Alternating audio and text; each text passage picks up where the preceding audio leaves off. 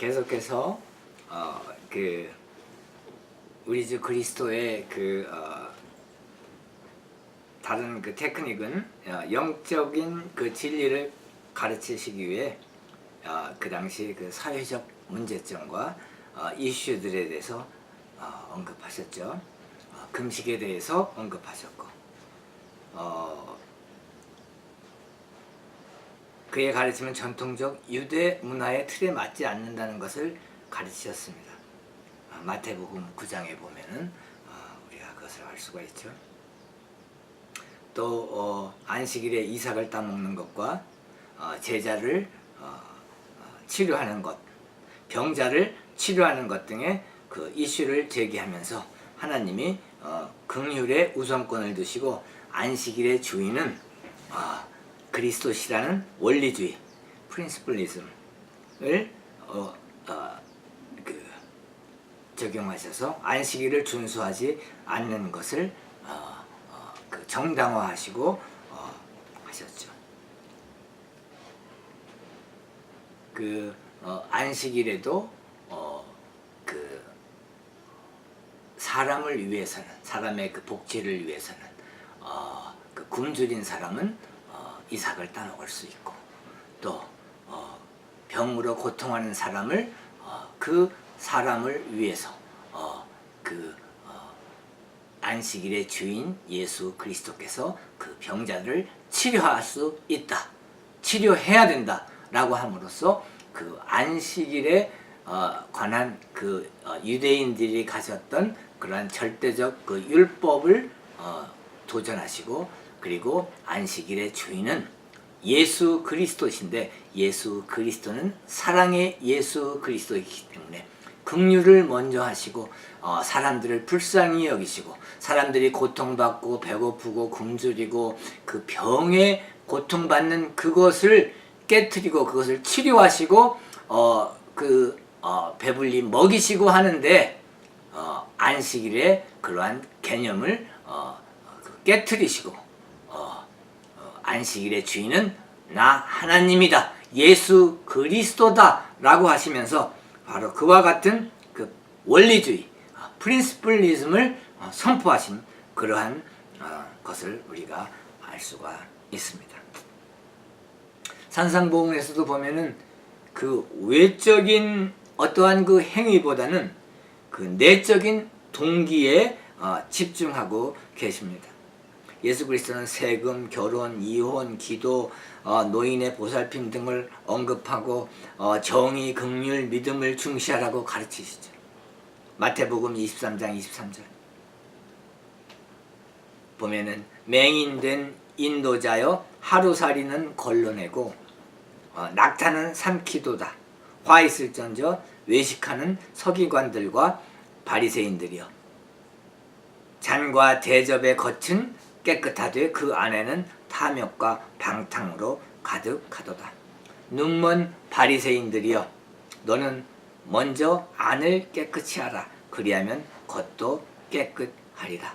마태복음 24장 24절에서 26절 하신 그 말씀에서 우리가 구체적으로 예시적인 언어, 예시와 언어로 표현되는 이미지를 강력하게 사용하신 것을 우리가 볼 수가 있습니다. 우리가 이제 이 세상 살아갈 때 소통을 해야 하잖아요. 커뮤니케이션을 하고 다른 사람들과 소통을 통해서, 커뮤니케이션을 통해서 관계를 정립하고 관계를 성립하는데, 우리가 우리 주 예수 그리스도께서 사용하셨던 언어적인 방법, 이와 같이 운회를 사용해서 종합적으로 사고하시면서 예시와 언어로 표현되는 이미지를 강력하게 사용하는 것을 배워서 그것을 실질적으로 사람들과의 관계에서 사용하시기를 축원합니다. 그럴 때 주변의 사람들과 좋은 관계를 맺고 본인이 전달하고자 하는 그러한 메시지를 정확하게 전달할 수가 있다고 믿습니다. 또 예수께서 메시지 전달을 위해서 사용하신 또 다른 방법은 치료하시는 행동이세요. 치료하시는 거예요. 그 당시에는 그 부정한 것으로 생각해서 몸에 손을 대려고 하지 않았던 그 한센병 환자를 예수께서는 손을 대시며 치료하셨어요.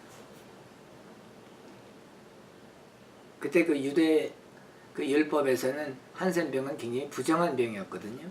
그래서 가까이 하지를 않았는데 만지지도 않았고, 그런데 예수 그리스도께서는 그 한센병 환자의 몸에 손을 대시며 치료하셨어요.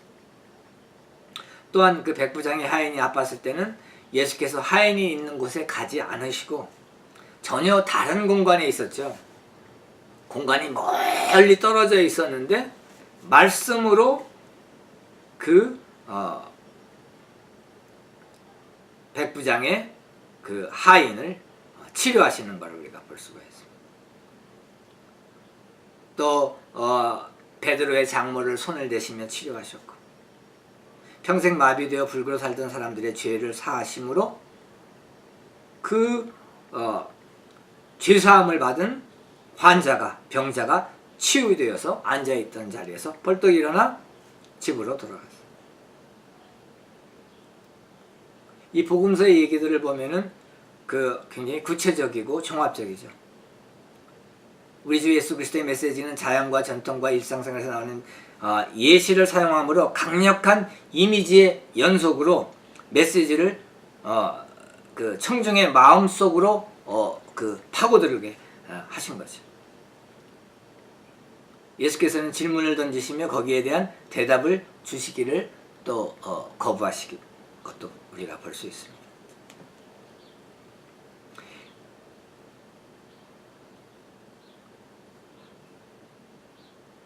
그 당시에 통하던 그러한 그 율법들, 지식들을 논박하며 어떻게 성경을 그들의 매일의 생활에 적용해야 하는가, 어떻게 올바르게 하나님 말씀을 개인의 생활에 적용해야 하는가를 아주 통찰력으로, 깊은 통찰력으로 그의 청중들에게, 따르는 사람들에게 도전하셨죠. 예수께서는 메시지를 받아들이는 사람 중심이며 개인적이며 인격적이십니다. 교회에서나 사회에서나 지도자가 되기 위해서는 이러한 예수 그리스도의 모델을 본받아야 합니다. 이분법적 생각을 하는 사람은 종합적으로 생각하는 사람을 그들이 진흙탕처럼 모호하고 부드럽고 원칙이 되어 있고 일관성이 없다고 비난하죠. 반대로 종합적으로 생각하는 사람들은 이분법적으로 생각하는 사람이 율법주의자이고 또 다른 사람들에 대해 무정한 비인간주의자라고 비난하며 그들의 엄격감을 배척합니다. 예수께서는 우리에게 말씀하십니다. 비판을 받지 아니하려거든 비판하지 말라. 너희가 비판하는 그 비판으로 너희가 비판을 받을 것이요 너희가 헤아리는 그 헤아림으로 너희가 헤아림을 받을 것이니라. 마태복음 7장 1절에서 2절 말씀이죠. 사도 바울은 나도 나를 판단하지 아니하노라. 고린도전서 4장 3절. 이에 반해서 예수께서는 우리의 마음을 또 다 아시며 예수 홀로 사람을 판단하신다고 성경은 말씀하고 있죠. 고린도전서 4장 4절에서 5절, 로마서 2장 16절. 우리 주 예수 그리스도 홀로 하나님만이 우리 사람을 판단하시는 것입니다. 오늘날 우리의 가정과 교회와 사회에서 가장 큰 문제 중 하나는 다른 사람들도 내가 하는 것과 똑같이, 내가 갖고 있는 것과 똑같이 생각하고 판단한다고 믿는 거예요. 나와 똑같이 생각하고 나와 똑같이 판단하고 나와 똑같은 기준을 갖고 있다고 잘못 믿는 그것 때문에 우리가 가정에서, 교회에서, 사회에서 문제가 생기는 것입니다. 우리는 그 사도 요한이 말한 것처럼 서로 사랑으로 그대로 받아들이는 요한 1서 4장 7절 있는 그대로 받아주는 그렇게 해야 되는데 그걸 그렇게 하지 않고 우리는 주변에 있는 사람들을 우리 자신의 이미지로 내가 가지고 있는 그 이미지를 그 사람한테 씌우는 거예요. 내가 가지고 있는 이미지를 그 사람들을 리메이크해서 실제 그 사람은 그렇지 않는데 내가 가지고 있는 그 이미지를 씌우고 리메이크 하려고 하는 데서 이 사회에 많은 문제가 발생하는 것입니다. 그렇기 때문에 이 인생에 있어서 성공자가 되고 성경대로 살고 궁극적으로는 하나님이 원하는 그리스도인의 올바른 그 삶을 살기 위해서는 우리가 그 이웃에 내 그 네이버들, 내 주위에 있는 사람들, 이웃에 있는 사람들, 내가 속한 그 공동체, 내가 속한 그 사회에 들어가서 그 내 주변에 있는 그 이웃들의 스타일로 생각하는 것을 배우고 그에 따라서 행동하는 것이 성서적이라고 볼 수가 있습니다. 또 그 다음 성향으로 보면은 이제 위기 성향과 비위기 성향이 있어요. 그러니까 크라이시스하고 크라이시스 오리엔테이션이 있고 또 non 크라이시스 오리엔테이션이 있는데 위기 성향의 사람은 위기가 온다고 생각하고 거기에 대해서 계획을 강조하고 불확실성을 피하고 또 빠른 해결책 그리고 완벽한 그 대책 그러한 것들을 그 단일화한 권위적인 미리 준비된 조치를 일관되게 따르고 전문가의 조언을 구하는 그러한 성향을 말합니다. 비위기 성향은 이와는 또 반대예요. 위기 가능성을 별로 그렇게 높게 생각하지 않아요. 낮게 평가하고 실제적인 경험에 집중하며 행동에 옮기기를 회피하며 결정을 좀 미루고 그리고 가능한 다수의 옵션 중에서 그 임시적인 해결책을 찾고 전문가의 충고를 불신하는 그러한 그 비위기 성향도 있어요. 근데 이제 우리 주 예수 그리스도의 상해를 우리가 이렇게 고찰해 보면은 그리스도께서는 비위기 성향을 가지고 있으셨어요. 반면에 유대인 지도자들은 당시의 이슈에 대한 태도는 위기 성향에 속했죠. 법률과 전통이 그들을 지배했고 율법이 그들을 지배했죠. 그것에 따라 예수를 속박했고 이슈를 해결하려고 했습니다. 예수께서는 그들에게 대답보다는 질문으로 또한 해결안을 제안하기보다는 이슈를 제기하는 비유로 응답하셨죠. 또 갈릴리 바다를 이렇게 건너셨을 때 한 번은 폭풍우가 왔는데 그 폭풍우 속에서 주무셨죠. 수많은 군종을 가르치고 치료하시며 말씀을 전파하시며 하나님의 나라를 선포하셨을 때도 보면은 이제 그들이 배고픈 걸 아셨어요. 그래가지고 늦게 해서 이제 그 오병이어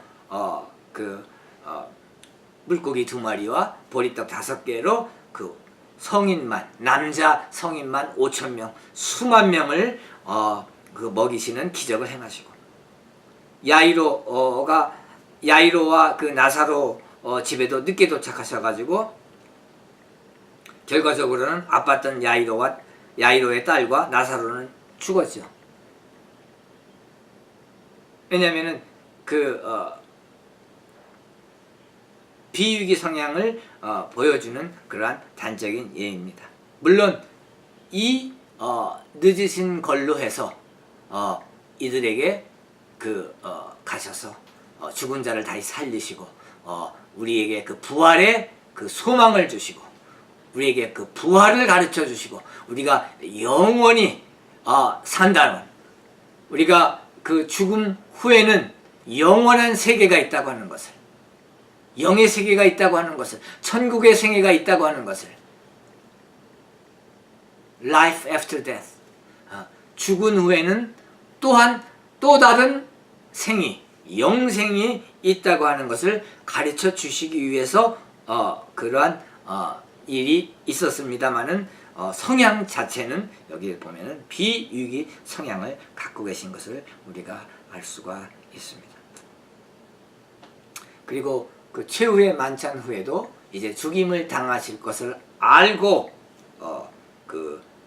배신자들의 손에 차분하게 들어가셔서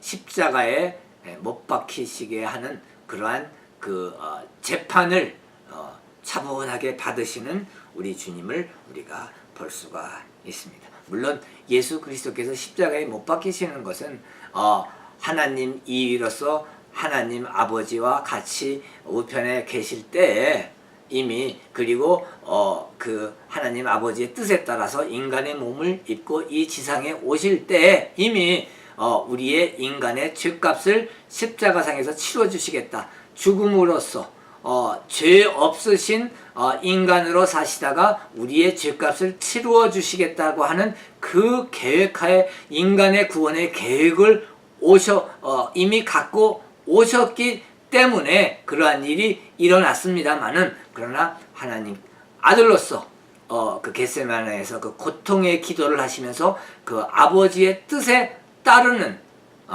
동등하신 하나님이셨지만 그 아버지의 뜻에 순종하고 따라서 그 십자가에 못 박히시는 고통을 그 완전한 인간으로서 당하시면서 우리의 죄값을 치루어 주신 예수 그리스도의 비위기 성향을 우리가 볼 수가 있습니다. 그리고 십자가에 못 박히시고 3일 만에 부활하시고 승천하셨죠. 여기서 우리가 예수께 돌이킬 때는 확고한 결심을 하라고 예수께서 요구하시죠. 그런데 그리스도로 살아갈 때는 열린 마음이어야 한다는 것을 또한 말씀해 주고 계시는 것입니다. 누가복음 10장 1절에서 2절. 그래서 디모데후서 4장 2절에도 보면은 너희는 말씀을 전파하라. 때를 얻든지 못 얻든지 항상 힘쓰라. 이 말씀의 그 뜻은 보면은 위기 성향이죠.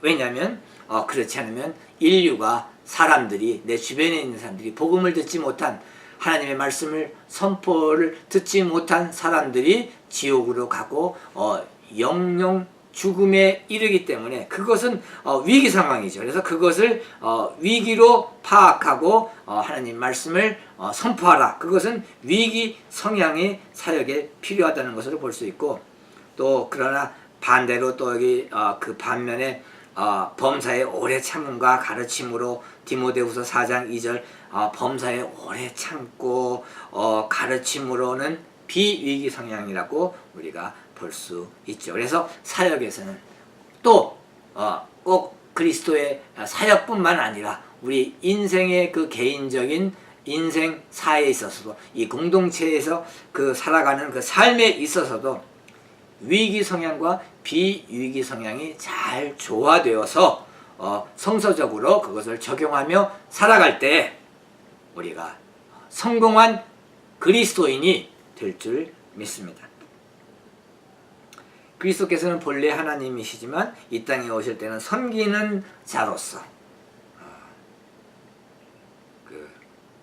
오셨기 때문에 서번트로 오셨잖아요. 그래서 우리가 서번트 리더십, 우리가 이 세상 살 때 우리 그리스도인들은 교회에서도 또 사회에서도 어디에 속한 그 공동체에서도 다 항상 이 서번트, 섬기는 자, 섬기는 그 지도력, 섬기는 리더십을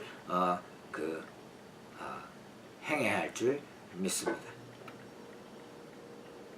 그래서 우리 주님도 본래 하나님이시지만 이 땅에 오실 때는 섬기는 자로서 오셨기 때문에 우리는 섬기는 자로서 우리와 다르게 생각하는 사람들과 교류할 때 그들이 생각하는 방법으로 생각하며 그들을 이해하며 그들에게 그 라이프 스타일로 접근해서 그들을 그리스도화하고 그들에게 하나님의 말씀을 증거하고 선포하고 전도하는 그러한 일을 우리가 감당해야 될 줄 믿습니다. 그렇게 살 때 꼭 교회일 뿐만 아니라 이 사회생활에서 사업을 하든 직장생활을 하든 학교에서 공부를 하든 어떠한 일을 하든 어떠한 조직에 들어가든 공무원을 하든 직장생활을 하는 그 사기업의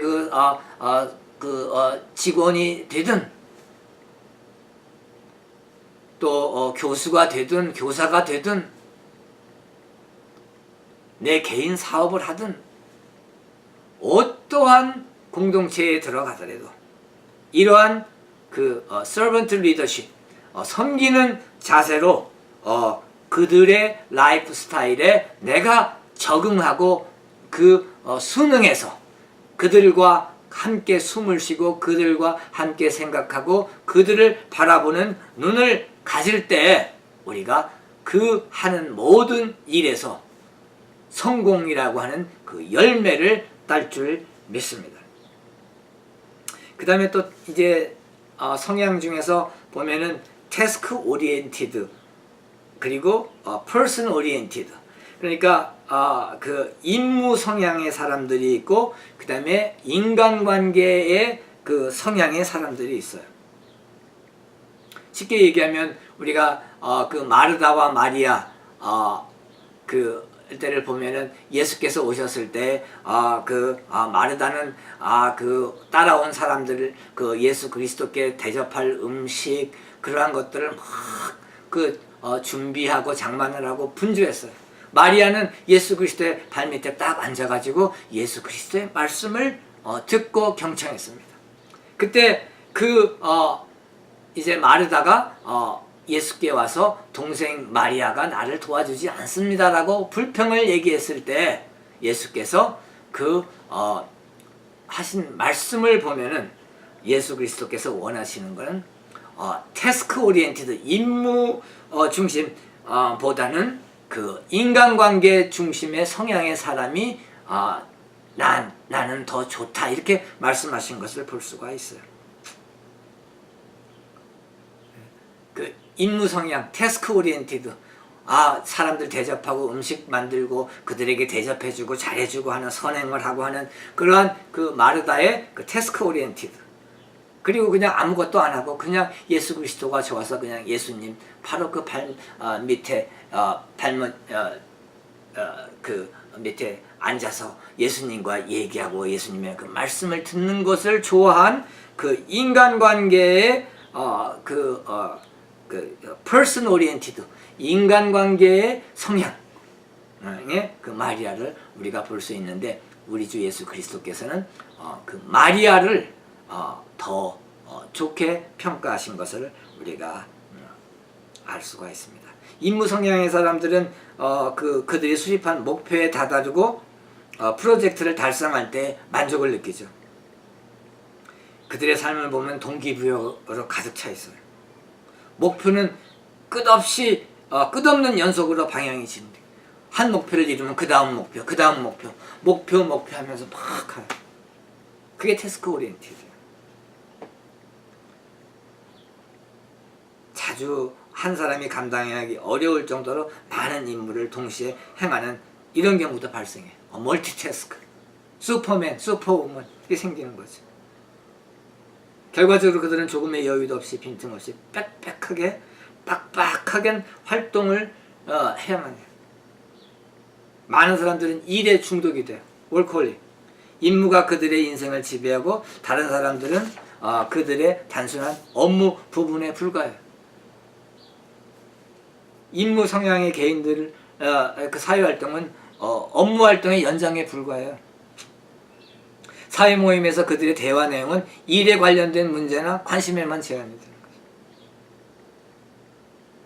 그래서 업무 중심 성향의 사람들은 사회활동은 그들의 귀한 시간을 낭비한다고 보고 사회관계를 정립하는 것보다는 일에 성취하는 것이 더 중요해서 일에만 매진하는 경우들이 많이 있습니다.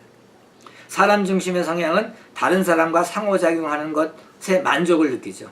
그들은 다른 사람과 관계를 수립하고 유지하는 것에 우선시하고 상호작용 관계를 즐긴다.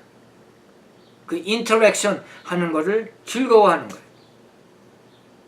어떤 사람은 새로운 사람을 만나는 기회들을 놓치지 않고 개인관계의 넓은 네트워크를 개발하죠. 이런 사람은 동료 그룹이 그를 받아주는 것과 그들로부터 그 자극이 필요하고 어떠한 인정받는 게 필요해요. 그들은 많은 시간과 에너지를 그룹의 멤버십의 의무를 수행하고 개인 간의 긴밀한 관계를 위해서 사용하죠. 그들은 그룹의 이익과 상호작용을 증진시키고 남의 이익을 위해 자주 본인의 이익을 희생시키기도 해요. 어떤 임무를 완성하는 것은 양질의 개인적 관계를 진전시키는 것보다 덜 중요해요.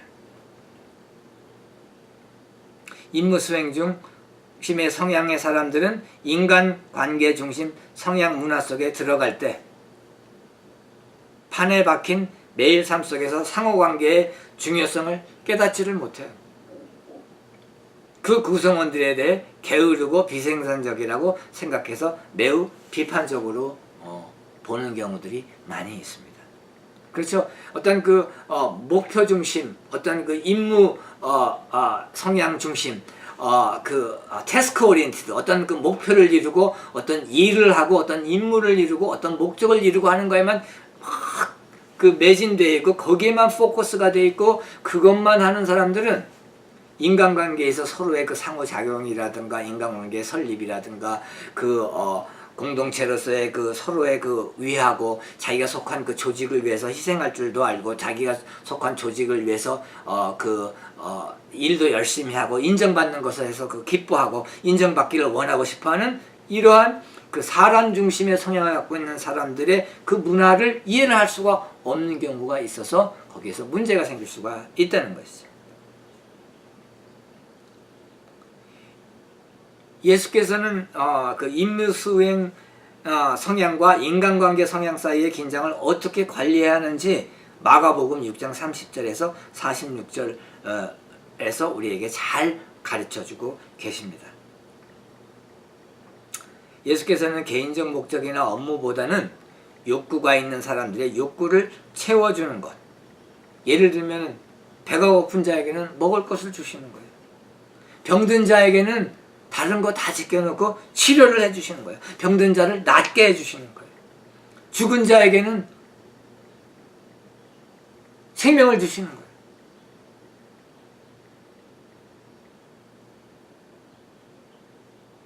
그것을 우선시하셨어요. 예수께서는 군중에게 설교하시고 치료하시고 배를 채워주시고 굶주림을 배불리 먹여주시고 그리고 기도하러 산에 들어가시고 하나님 아버지를 만나셨어요. 먼저 사람들이 욕구하는 것을 채워주셨어요. 그 다음에 예수 그리스도의 개인적인 일을 하신 것을 볼 수가 있습니다. 여기 있는 이 목사도 아주 오래전에 82년도에 이제 노상전도, 로스앤젤레스죠. LA에서 노상전도 하다가 한 성도를 얻었는데, 이제 그때 교회 개척에 푹 빠져 있을 때니까 저녁 늦게까지 일하고 막 다니고 그랬는데 그때 같이 따라다닌 성도가 이제 휴일이어서 그날은 나를 따라다녔는데 거의 하루 종일 있었는데 나는 젊었을 때고 그래가지고 열심을 내다 보니까 일에 매몰돼가지고 너무 그게 즐거워서 하나님이라는데 너무 즐거워갖고 매몰돼가지고 식사할 생각도 안 하고 끼니를 걸러서 배고픈 줄을 몰랐는데 저녁 시간이 넘었는데도 그러니까 그 성도가 갑자기 이유도 없이 화를 내고는 그냥 집으로 가버리는 거예요. 그 나중에 이제 며칠 후에 이유를 알아보니까 너무 배가 고파서 그랬던 거예요.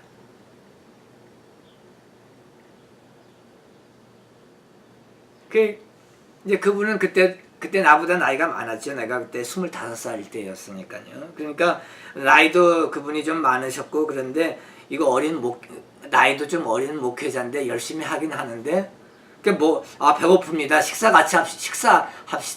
저녁 좀 먹읍시다. 저녁 좀 사주세요. 이런 말을 못했던 거예요.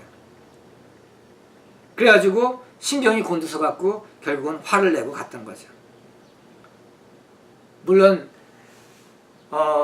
이제 한 35년이 지난 여기 있는 이 목사는 지금은 그 같이 사역하고 같이 일하고 하는 사람들한테 대접도 잘하고 이제 그럽니다. 그래서 잘 대접하고 먼저 필요한 욕구들을 채워주는 그러한 사역을 하고 있습니다.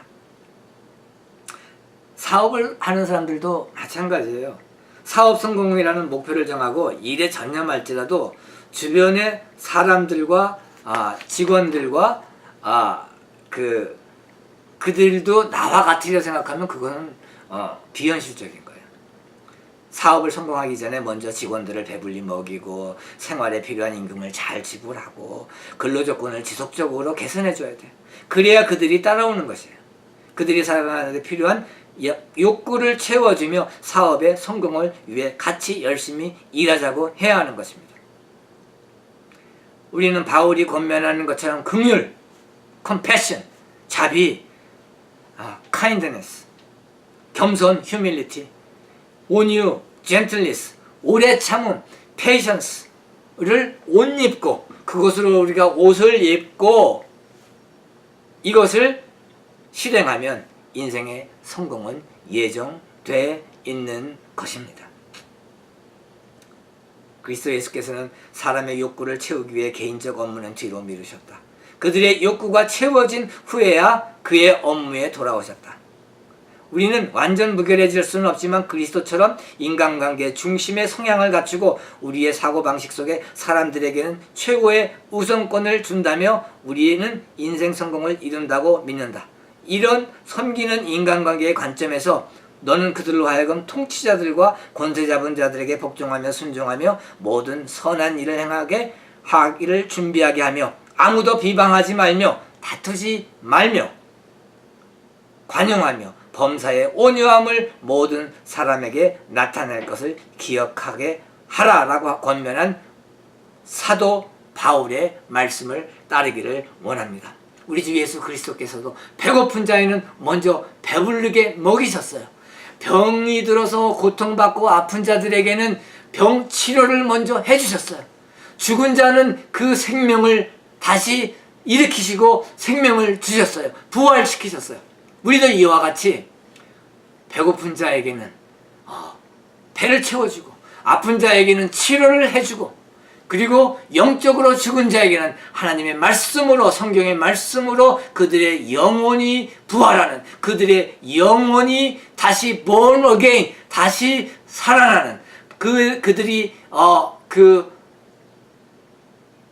영생을 얻는 구원을 얻는 그렇게 하는 그러한 일들을 먼저 하고 그 다음에 우리의 개인의 일의 업무에 들어가야 할 줄 믿습니다. 그래서 우리 주 예수 그리스도와 하신 것처럼 우리 주변의 사람들의 그 욕구를 채워주고 욕망을 들어주며 그들의 필요한 것을 채워주는